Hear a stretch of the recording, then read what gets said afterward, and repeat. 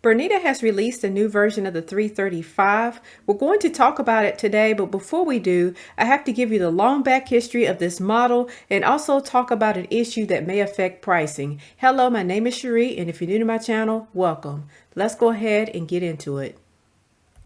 I would like to begin by saying Bernina is very masterful in its marketing, and a lot of us small business owners could learn a lot from their marketing strategies. In order to talk about the Bernina 335, we have to go all the way back to 2011. In August of 2011, Bernina released a Bernina B380. This machine was black and white in its color scheme, and the color scheme somewhat reminds me of the very old Gateway computers that were black and white with this cow logo. Gateway systems feature Intel Pentium processors. Call us and get one that's right for you. I don't know why I just thought about that, but I did. Anywho, the machine was white on the bottom and black on the top, and then it had a black screen with white letters. And everyone was really excited about this sewing machine at the time. Now it just makes sense to talk about some of the features on the machine. The machine had a small heart space of 6.5 when the average sewing machine has a heart space of 7. While small, this made the machine ideal for taking it to retreats and things of that nature. The machine sewed super smooth and had a knee lift so that you could continue working on your project without having to manually lift the presser foot up. And then too, you had a lot of stitches on this model with 221 stitches out of the box. You had all the hallmarks of a high-end sewing machine with 9 different sewing positions, an independent bobbin winder, and mirror image, which allows you to take a stitch like the scallop stitch, for example, and flip the scallop from left to right. While the machine had a lot of great features, not everybody was happy with the model. Users complained about the small 6.5-inch harp space, and they also complained about the non-changeable dark mode on the screen, which was especially difficult for those with older eyes or eyes with some type of myopia. Probably the biggest complaint that I saw about this machine was that it did not have an adjustable foot pressure. And because the model has a small harp space, it makes it ideal for garment makers, but not so ideal without adjustable foot pressure. And what makes matters even worse was that when the 1600 released, folks were paying $1,600 in the US for the product when there are so many other machines from different brands with more features. In 2015, the B380 miraculously changed to B350 and got a new label on the outside of it, which was Special Edition. There was also a new faceplate on the machine, depending on which Special Edition that you picked. You can either select the Tula Pink or Ricky Tim's faceplate for your machine. And the only difference between the 380 and the 350 Special Edition was that the Special Edition included 191 stitches on it instead of the 221 found on the B380. This is just a bit of a disclaimer. All of the models after the 380 have some differing features. Some of them are stripped down without the mirror image and without a knee lift, but I'm not going to mention all of that just for the sake of simplicity. The following year, they released a Pet Paws Special Edition, and part of the proceeds from this machine went to Pet Finders Foundation. From here, it gets very difficult for me to remember all of the models that came out, but I'm going to try to do the best that I can. In 2017, there were 2 cotton and steel versions released along with a dandelion special edition. Then you also got a patchwork edition of this machine that had a plain silver faceplate on it instead of the black faceplate that was on the original. Now the patchwork edition did not have the 191 stitches on it. Instead, it had 115 stitches on it. The following year, Bernina released another silver machine. It was labeled the B330 and did not include the knee lift or mirror image. It also only had 97 stitches on it. I'm not going to put a picture of that up here because I just ain't got the time. But anyway, what you should be getting from all of this is that Bernina is very masterful at getting as much value as possible out of a single design. It has been nearly 15 years and they are just now retiring the design of this machine. And throughout the years, they made the design look fresh and new again by changing out the face plates and making minor changes to the machine for the end consumer. By 2019, the B380 had seen the end of its life, and it was renamed B335, and the 221 stitches that were initially on the machine were reintroduced, and this model was given a white faceplate. In addition, they released a B325 alongside of the machine, and this machine had 97 stitches on it and did not include mirror image or the knee lift. Congratulations, you've made it halfway through this video. We're going to talk about an issue that may affect price, but before we do, please do take the time to give this video a thumbs up, subscribe, and tap that notification bell to receive updates. I have a video clip here that highlights an issue that may be a problem. Let's go ahead and take a look. Now, the US President Donald Trump is shaking up global trade again with his latest tariffs on steel and aluminium coming into effect. The news media has mentioned China, Canada, and Mexico as being the primary players in this trade war. However, there are other countries that are also being affected by this. And you would wonder why this has anything to do with sewing machines, but I would say it has everything to do with sewing machines because Bernina has a lot of metal on the inside of their machines. And while their machines are produced in Thailand and then in Switzerland for the higher end models, we have no idea where they actually source their metals from. So it is quite possible that Bernina could be directly affected by these tariffs. The 25% tax applies to all imports of the metals into the US. The European Union says it is retaliating with tariffs on 26 billion euros worth of US goods. That last statement there sent my mind reeling because there's already a higher price on Bernina sewing machines than what the Europeans have to pay for the same product. So if there is a 25% tariff on top of that that we end up having to pay, then that is going to make that particular sewing machine that much more expensive. Let's go ahead and take a look at the prices of the machine over in Europe. And then I don't know what the price is going to be here in the US. We just gonna have to find out, y'all. The European version of this machine is labeled as S335 and it retails at 995 pounds. That translates to roughly $1,300 US.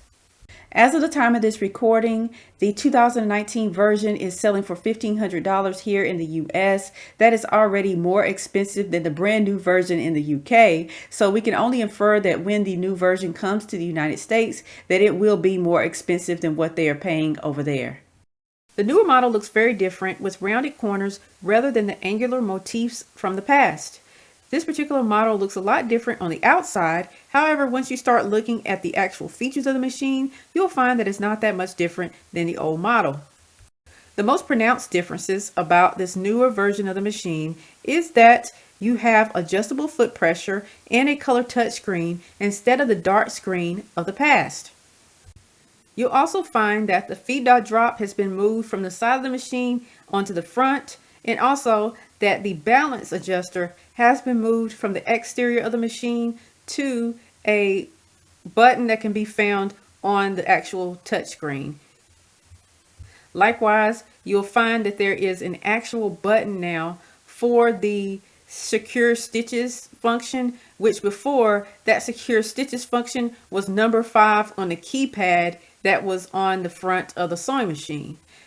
I almost overlooked this, but this machine does now have a USB port on it, and you can use a thumb drive inside of this USB port to save, load, and delete stitch patterns. You can also use the thumb drive to run updates on your machine. Those are all of the differences that I have found on this machine thus far.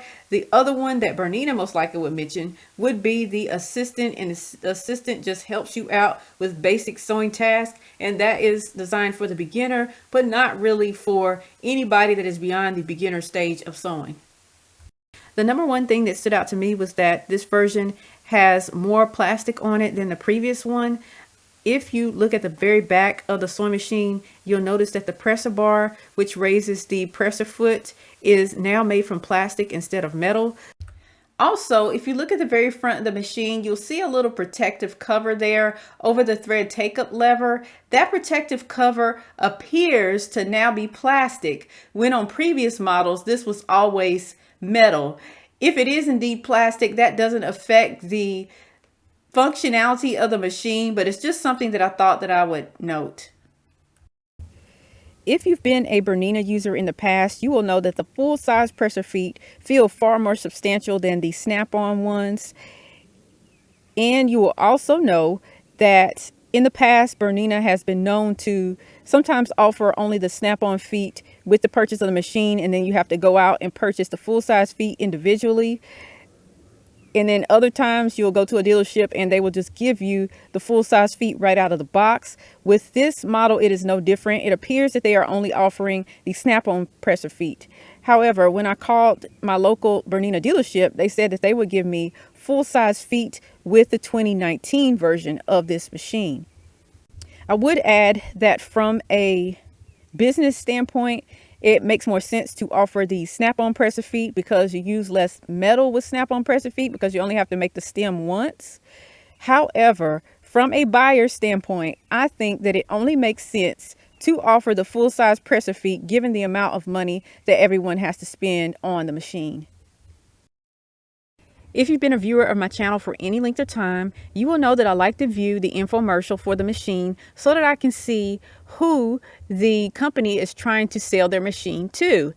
In the past, this machine has been marketed to a very different audience than what it's being marketed to now. So I'm going to show you a brief flash of the 380 and how they were marketing that so many years back, and then show you part of the new infomercial so that you can get an idea of who they're trying to sell this machine to today.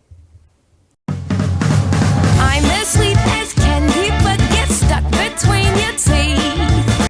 This is, of course, the 2011 commercial for the 380. What I'm about to say here may be a little bit controversial, but I don't mean it to be offensive in any way, shape, or form. When I look at the girl in the commercial, initially, I think that she looks a lot like Harley Quinn from the Joker, and that is simply because of the dark eye makeup and the sort of aesthetic to her outfit. And then two, the music that I hear sounds very 1920s in its instrumentation, but the vocals sound a little alternative. So I am assuming that she is like a young college student in her 20s, just looking to go out and party and have fun.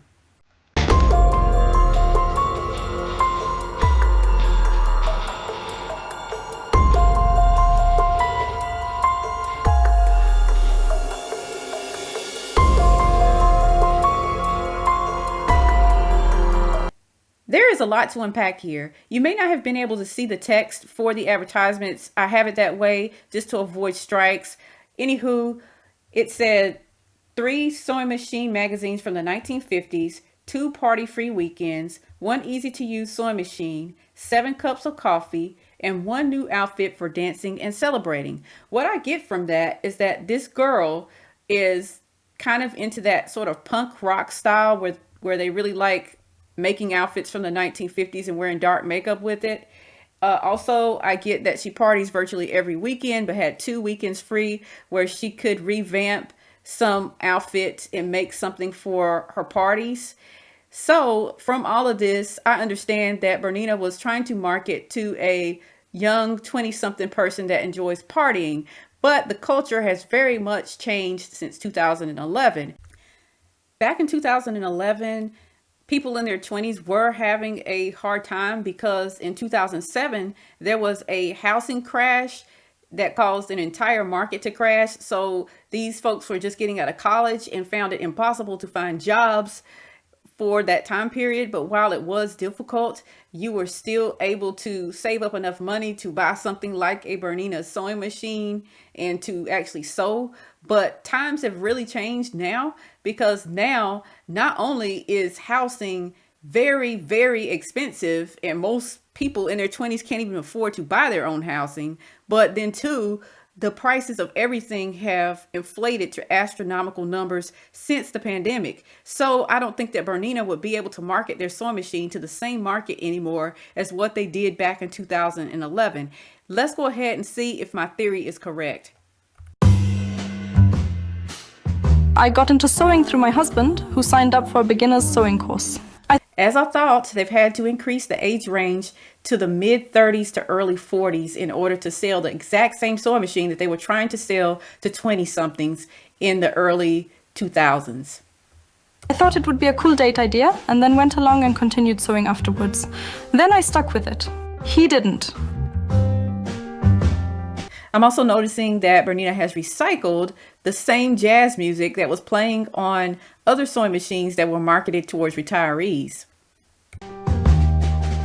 I wanted to wear something I'd sewn myself for the wedding, especially with the connection, because I did the course with Andreas, and that's how I made my wedding skirt. I would assume that because she is able to afford classes and has this nice photo album with professional looking photographs, that she's either upper middle class or wealthy. So Bernina is marketing this sewing machine to someone who is either upper middle class or wealthy. There's absolutely nothing wrong with that. I'm just making an observation.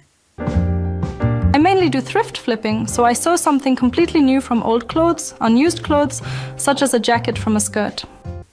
I'm just trying to understand the psychology of this customer.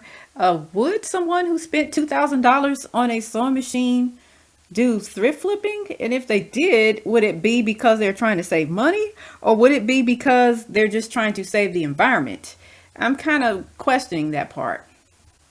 I don't think that we need to discuss any more of the infomercial because she's simply going to talk more about her thrift flips and then speak about the new features on the machine, which we've already discussed. If you would like to see more of this infomercial, then go down in the description box below and I'll have a link to my website, which has the sources that I use for this video. Now, do you think that it's really worth it to get the 335 given that its two new features are the color touchscreen and adjustable foot pressure? Please let me know your thoughts down below, as I'd love to hear from you.